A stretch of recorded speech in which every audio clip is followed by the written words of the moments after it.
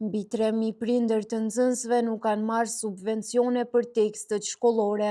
Megjithse ka filluar një muaj nga fillimi i vitit shkollor, shumë prindër të nxënësve të klasave 1 deri në 9 nuk i kanë pranuar ende mjetet financiare për subvencionimin e teksteve dhe materialeve shkollore.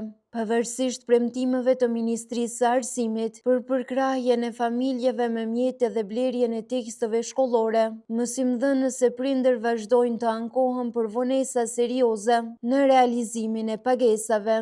Një ndër ta është edhe mësimdhënësja Edita Fazliu Zeqiri, e cila përmes një reagimi publik ka shprehur zhgënjimin e saj me këtë formë të subvencionimit, duke e cilësuar si të pasuksesshme dhe me ndikim të drejtpërdrejtë në procesin mësimor. Thjesht kuptojeni që metoda më efektive ishte ajo e mëparshmja. Kemi kërkuar numrin e saktë të librave dhe aq që sjell. Jo kështu, që një muaj punoj me nxënës që nuk kanë libra, për cilën do arsye, ka shkruar ajo. Ankesa të ngjashme janë bërë edhe nga prindër të tjerë në faqen zyrtare të Ministrisë së Arsimit në Facebook. Shumë prej tyre thonë se kanë aplikuar qysh në muajin gusht, por ende nuk kanë marrë asnjë pagesë. Unë nga 15 gushti kam aplikuar dhe në email më ka ardhur se kanë hyrë në listën e pagesës, por ende s'kam marrë asnjë cent, ka shkruar një prind. Në Ministrinë e Arsimit kanë konfirmuar se aktualisht janë mbi 3.000 aplikime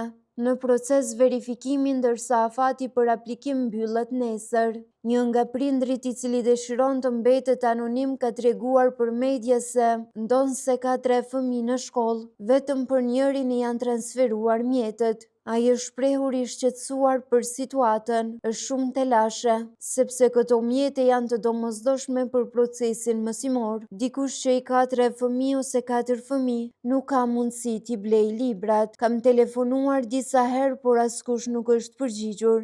Nga Ministria e Arsimit, Shkencës, Teknologjisë dhe Inovacionit kanë bërë të ditur se prej gjithsej 203.865 aplikime të pranuara, janë trajtuar 200.679 aplikime. Deri tani 195.343 aplikime janë aprovuar, ndërsa 5.336 aplikime janë refuzuar, kryesisht për shkak se fëmijët nuk janë të regjistruar në ndonjë shkollë të Kosovës për nivelet 1 deri në 9. Për momentin janë në pritje nga koordinatorët për verifikim, gjithsej 3.186 aplikime, thuhet në njoftimin e Ministrisë. Ministria kishte hapur aplikimin për subvencionim me datë 15 gusht përmes platformës e-Kosova, duke ofruar 80 euro për secilin fëmijë të klasave 1 deri në 9. Ky është viti i tretë që aplikohet forma e subvencionimit të teksteve mësimore